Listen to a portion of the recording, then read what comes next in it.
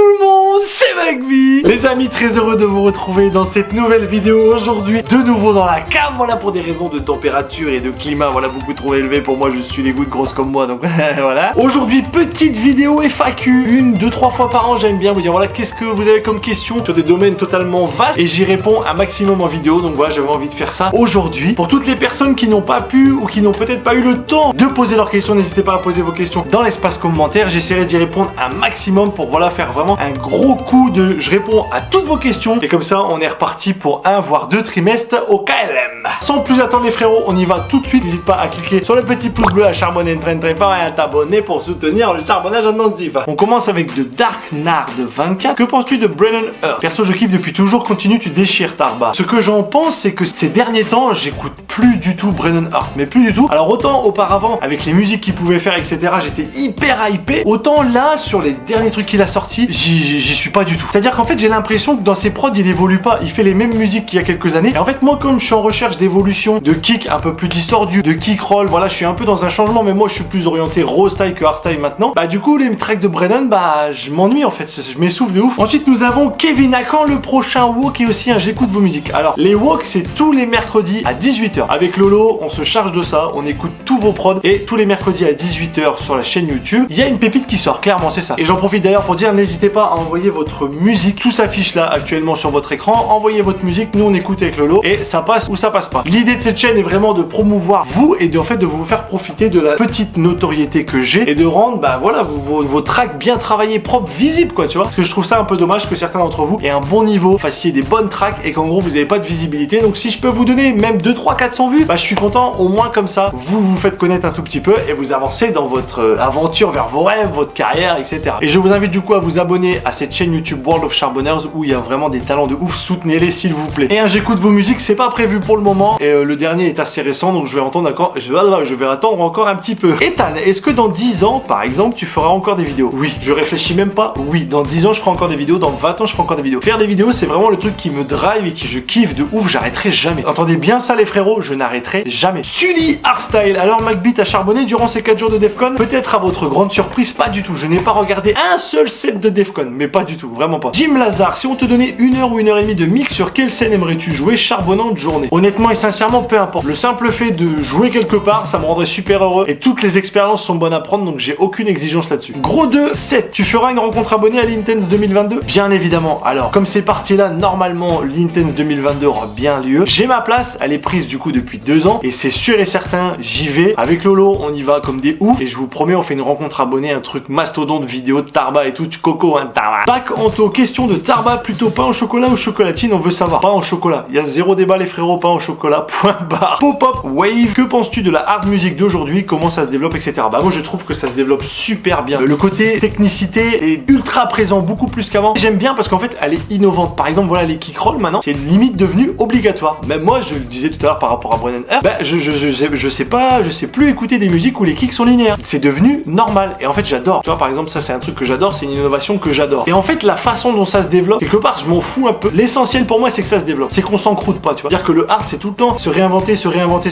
et comme ça, bah voilà, même les gens qui en écoutent comme moi depuis allez 10-15 ans, et ben on n'est pas lassé, on est toujours dans le coup, etc. Et après les gens qui veulent rester à l'époque, qui disent bah non moi j'aime pas l'évolution, je veux composer toujours comme ça, et ben ils peuvent rester là-dedans, et comme ça il y en a pour tout le monde, il y en a pour ceux qui sont plus old school, ceux qui sont plus nouveautés, voilà, chacun y trouve son compte et je trouve ça génial. Théo, pourquoi tu ne ferais pas une vidéo par mois en rapport avec la playlist Team Charbonneur? Et ben Théo, écoute, c'est une bonne idée, sauf que là, pour projet, j'ai de ne pas me fixer de rythme en fait. En tout cas pour YouTube je parle, je veux dire qu'à chaque fois, toutes les semaines, début de semaine, je réfléchis et je me dis, j'essaie au maximum, parce que c'est pas toujours facile, de proposer 2 vidéos par semaine, dont une minimum que j'ai jamais fait. Tu vois, vraiment, une sortie de zone, je veux proposer du contenu que j'ai jamais fait. Et du coup, si je m'oblige à dire, ouais, une fois par mois, il y a ça, et ben j'en ai déjà un qui saute, tu vois. Dans la démarche de création, en ce moment, c'est pas ce que je recherche. En ce moment, je suis vraiment dans une démarche de créativité plus.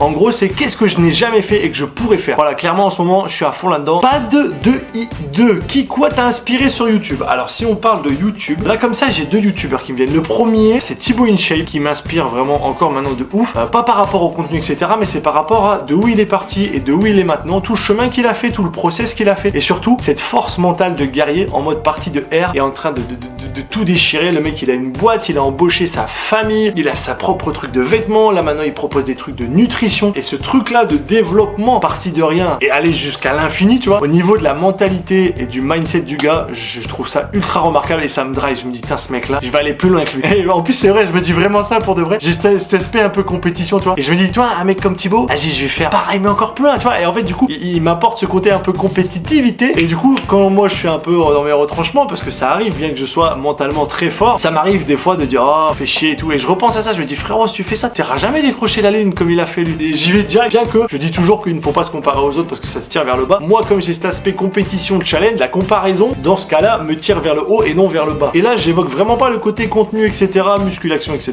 J'évoque vraiment le mindset du gars dans sa piole qui fait des vidéos et qui en fait maintenant passe à Fort Boyard, à TF1 et tout. C'est juste extraordinaire, je trouve. Et le deuxième, un peu dans le même ordre d'idée, c'est Logan Paul. Pareil, j'évoque pas le contenu parce que Logan, c'est pareil, lui, il fait des sorties de zone de confort, mais il va dans des endroits des fois un peu houleux et voilà, ça craint pour lui. Il s'est déjà fait taper à coup de bâton, hein, vous savez, la vidéo du Japon, etc. Mais ce que j'aime bien aussi, c'est le mec, voilà, lui, ce que j'adore chez lui, et vraiment ça m'inspire de fou, c'est genre le mental. Ce mec-là, il a peur de rien, et dans sa tête, il se dit, je suis un gagnant, je suis un challenger, et je réussis tout, je vais réussir. C'est-à-dire que le mec, il a 15 piges, il s'est dit, je vais faire des vidéos, et je vais devenir un monstre, et je vais être le plus fort de YouTube, tu vois. Le mec, il s'est dit ça à 15 piges, et t'as vu où il est maintenant? Et il a toujours ce truc-là, là, t'as vu avec les combats, c'était encore un défi personnel de se dire, vas-y, je le fais, tu vois. Et vraiment, au-delà du rapport de force, etc., je juge pas du tout ça, je suis pas là-dessus, je suis vraiment dans l'esprit de, ce mec-là m'inspire parce que mentalement, il est très puissant, et je trouve ça remarquable parce qu'il y a très peu de gens, très peu de personnes, je trouve, qui sont capables d'être mentalement solides comme ça. C'est-à-dire que toi, le mec, il s'est ramassé un échec de fou avec le Japon. Mais il était monstrueux en 1 heure de temps. Tout le monde entier l'a détesté. Il s'est pas démonté. Il a continué, il avait des objectifs en tête et y allait, il a persévéré, tu vois, le mec, c'est une machine. Julien, j'ai vraiment bien aimé ton dernier mix sur YouTube. Tu penses en faire plus souvent et pourquoi pas en live? En vrai, les mix, ouais, c'était un peu un challenge aussi pour moi. Comme je dis tout à l'heure, j'aime bien me challenger et ça faisait un moment que je l'avais en tête et à un moment, je me suis dit, arrête de réfléchir, fonce, action. Du coup, je l'ai fait et j'ai kiffé de ouf, hein. Vos retours étaient extraordinaires aussi, merci pour tout, c'est vraiment cool. Et j'en referai, ouais, j'en referai. Je sais pas encore comment parce qu'à chaque fois, je vais essayer de faire ça un peu différemment, de manière un peu plus fun, un peu plus délirante, bien évidemment. Et en live, pas spécialement. Le côté live, ça me plaît pas trop pour l'instant. Parce qu'en fait, j'ai envie de proposer des mix, mais comme vous avez vu, avec du montage. C'est-à-dire que je garde mon truc montage, mais je l'adapte au mix. Et en fait, ça rend un peu mes mix un peu uniques. Et du coup, ça, j'aime bien. Après, quand je dis ça, j'évoque le live de chez moi. C'est-à-dire, en fait, quand je me filme, vous le voyez en live. Mais par contre, mixer en live sur l'extérieur, ça, ouais, carrément. Lorenzo de Wild, tu penses quoi des Belges? Alors, la Belgique, j'adore la Belgique. C'est un magnifique pays. J'y ai habité 3 ans, donc c'est un peu mon pays d'adoption, comme je dis toujours. Donc, j'adore la Belgique, vraiment. Quentin, comment as-tu connu le hardstyle? Eh ben, au collège, en vrai. Les MP3, et à l'époque, c'était la folie de Captain, clairement. Hein. C'était un peu à la mode d'écouter Captain. Tu vois, on n'est plus du tout dans cette mode-là. Maintenant, c'est le peura à fond de balle, etc. Mais à l'époque, il y avait cette mode de vraiment écouter de la tech et de la jump style à l'époque, c'était. Et du coup, bah voilà, par effet de mode, j'en ai écouté, voilà, pour être un peu stylé. Tu vois, en plus, t'avais le truc Lonsdale, les fachos, tatitata. Et du coup, moi, j'avais écouté, mais j'étais pas du tout dans ce délire-là. J'avais des bons potes rebeux et tout. J'avais rien contre ces gens-là. Surtout que ça a été, c'était une mode un peu naze parce que on attribuait à des personnes étrangères le racisme, les fachos, les skinheads, ça c'est parti trop loin, mais trop loin. Mais du coup, j'ai matché sur la musique, donc j'ai toujours été en mode, ouais, bah moi j'écoute, mais je suis pas le move de Lonsdale et tout le délire. Et depuis ce jour-là, bah je me suis trouvé un amour pour ça et j'ai jamais arrêté. Et en fait, c'est vraiment les compilations Captain. Je trouvais des musiques, puis après, bah, j'en ai cherché des autres, et la bûche, et le tremplin, etc. Puis après, voilà. Après, il y a Facebook qui débarque, machin, et bah du coup, tu suis les artistes sur Facebook. Et voilà, la boucle, elle était partie. Hein. Ensuite, nous avons RinDB, des conseils pour mieux gérer ses émotions et ses sentiments. Je pense que le meilleur conseil que je peux te donner, c'est avec le recul de prendre conscience des moments où tu ne contrôles pas tes émotions, de se dire, attends, là, il y a quelques jours, machin, là et tout, j'ai fait ça, je ne voulais pas, j'aurais préféré faire ça. Prends-en conscience, analyse et trouve un schéma de comportement que tu adopteras la prochaine fois que ça arrivera, tu vois. Je vais dire un truc, voilà, que je bosse dans mon boulot, clairement. Je bosse avec un gamin, et en fait, ce gamin-là, tu vois, il a du mal à gérer son impulsivité. Et donc, ce que je fais, moi, je partage des jeux avec lui, et quand il a ces sensations d'impulsivité et que ça monte, je lui dis, écoute bien, le deal, c'est toi contre moi, la compète, ok? Moi, je suis là pour t'exterminer, tu dois m'exterminer. Et je sais très bien avec la notion d'échec, il va pas supporter. Et gestion des émotions, zéro. Donc, du coup, l'idée, c'est que quand lui, ça monte, il doit en prendre conscience et tout de suite se mettre un point. Et le but du jeu, c'est qu'à la fin de notre partie, ou de nos plusieurs parties, il ait le plus de points possible. Donc, ça veut dire s'il a 3 points, 3 fois, il a su gérer son émotion. Donc là, c'est un exemple, clairement, voilà, avec un jeune enfant. Mais toi, l'idée, c'est ça, je pense. Dans un premier temps, c'est d'en prendre conscience avec du recul. Et après, c'est d'arriver à en prendre conscience sur le moment et tout de suite, hop, revenir à ta raison en mode, hop. Là, l'émotion me submerge, ça va pas du tout. Je suis plus dans le raisonnement, je suis plus dans la logique. Hop, et là, et tu redescends. Une astuce dans ces moments-là, c'est de se reconnecter au moment présent. Tu peux le faire avec tes 5 sens. Limite, respire un grand coup, concentre-toi sur ta respiration. Essaye de palper, tu dis, tiens, le mur là, je le touche, il est froid.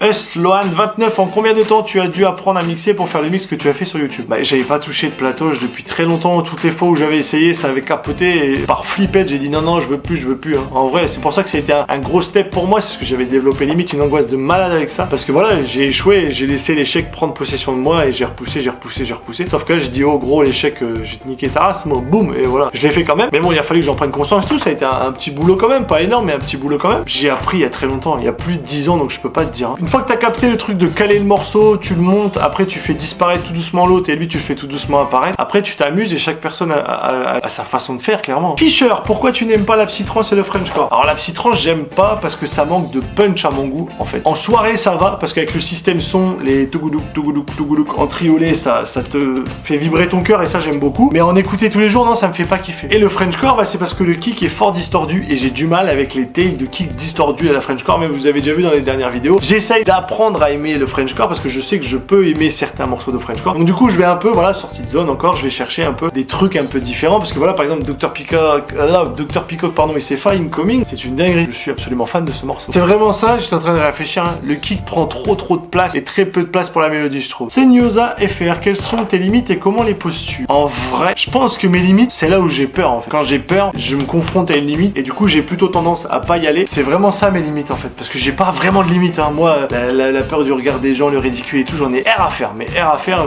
j'ai déjà travaillé ça il y a très longtemps sur moi. Autant avant, j'étais un trouillard, un fils d'un pince, laisse tomber, mais maintenant, je m'en bats les steaks. Vraiment, je me suis libéré de ça et c'est une des plus belles choses qui me sont arrivées. Je suis vraiment apaisé, bas les steaks. Mais je dirais que toutes les limites qui me restent, c'est ça. C'est quand j'arrive au niveau de la peur. Et là, en fait, ce que je fais clairement, c'est que je dis, là, en gros, tu te confrontes à ta limite de zone de confort et hop, tu vas de l'autre côté parce qu'en fait, le bonheur, vivre ses rêves, etc., il se trouve clairement où t'as peur. En fait, j'ai pris conscience de ça parce que voilà, par mon boulot, éducateur spécialisé, pardon, la psychologie, la communication et fraîchement le développement personnel sur lequel je me forme tous les jours. Et en fait, on craint la peur, mais il faut pas craindre la peur. Faut pas peur d'avoir peur. En fait, il faut juste comprendre que la peur, ça veut juste dire que c'est quelque chose où t'es jamais allé ou que ton cerveau a assimilé ça comme étant oula, attention. Mais en fait, tout ça, c'est dans ta tête. Ça n'existe pas vraiment. En fait, quand tu prends conscience que quand t'as peur, si t'y vas, tu évolues, ça change ta vie, mon gars. Cette sensation de fierté et la confiance que tu gagnes, c'est incroyable. Faites le test. Vous avez peur d'aller voir une nana, allez la voir. Mais genre, passe à l'action. Tu laisses pas ton cerveau te faire liège, tu passes à l'action. C'est le meilleur moyen d'avoir confiance en soi. C'est même si t'as peur, fais-le. T'as pas envie, fais-le. T'as pas confiance en toi, fais-le. Ça réside juste dans ça. Tu vas voir la meuf, elle te recale.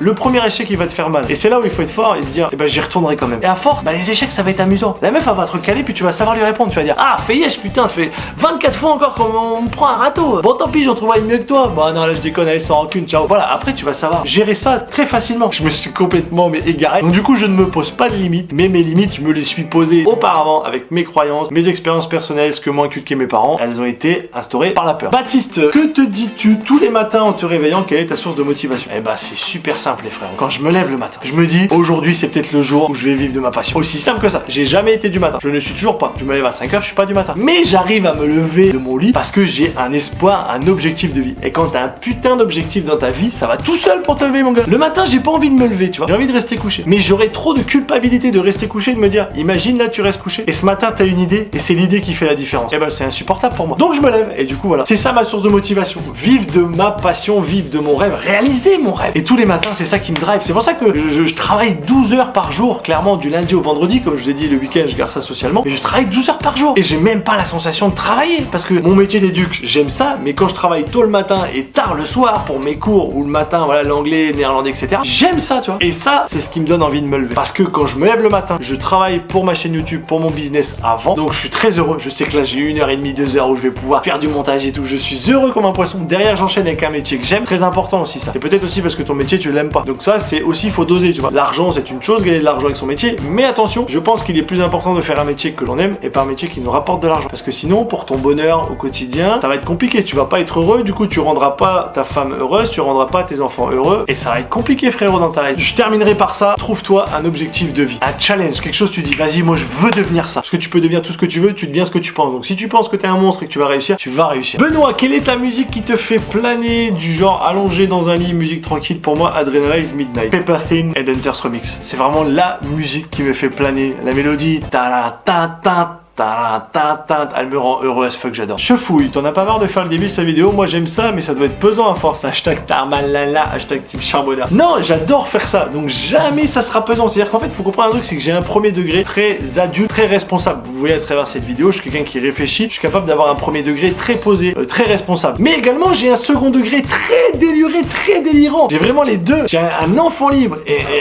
un adulte très développé. Donc dans les deux cas, j'adore. Voilà, cette vidéo est plus sous le signe de l'adulte, mais je sais très bien faire l'enfant libre, faire n'importe quoi. Justement, je pourrais jamais arrêter d'être comme ça. C'est ma vie. Faire le con, vous faire rire, faire le débile, j'adore ça. Tristan, hello. En premier, comment tu vas? Je vais très bien, Tristan. Merci beaucoup. Et toi, dis-moi comment tu vas dans l'espace commentaire. Et penses-tu faire des festivals cette année? Non, pas cette année. Et qu'as-tu pensé du Defcon de cette année, du N-Show? Comme j'ai dit tout à l'heure, j'ai pas du tout regardé le Defcon. Pour ma part, je reste un peu sur ma faim pour N-Show. Je m'attendais à ce qu'il dure un peu plus longtemps. Voilà, big up à toi, le représentant de l'art musique en France. Et bah, gros big up à toi aussi, mon frérot. N'hésitez pas à me dire dans l'espace commentaire comment c'était Defcon, ce que vous avez préféré, pas préféré. Guillaume, salut Germain, comment as-tu découvert la hard music? Et est-ce qu'un jour ça te tenterait de faire Defcon 1 sur un week-end? J'ai découvert la hard music, comme je disais tout à l'heure, il y a 15 ans, voilà, au collège. Les compilations Captain, Jump, Tech, et après tout doucement, je suis parti sur le hardstyle et j'en suis là maintenant. Et pour le Defcon 1 sur un week-end, ouais, carrément. Franchement, ça me tente très bien. Bon, voilà les frérots, j'ai répondu à l'entièreté des questions. Là, à l'heure où je tourne la vidéo, j'ai répondu à tout le monde. Je suis très content, c'est la première fois que ça arrive. J'espère que cette vidéo vous a plu. Si c'est le cas, n'hésitez pas à charbonner un maximum les pouces bleus. J'aime bien aussi ce genre de vidéo un peu plus chill où vraiment on prend le temps de répondre aux questions. Donc on se voit dans à peu près 2 trimestres pour en refaire une. No problem. Je vous fais plein de gros bisous et on se dit à plus dans le ciao.